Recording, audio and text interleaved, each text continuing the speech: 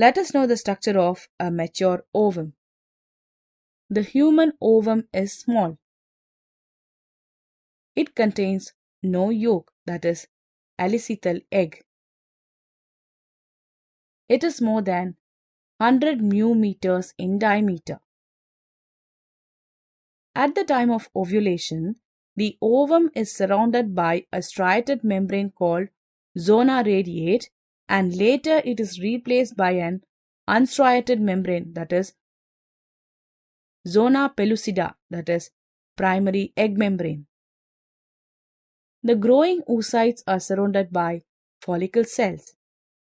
Some of the follicular cells of the ovary are found outside the Zona pellucida and are termed as corona radiata, that is the secondary egg membrane, which is peeled off when the oocyte passes down the oviduct.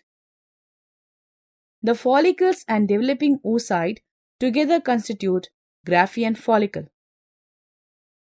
The whole surface of the Graafian follicle is supported by theca interna and theca externa.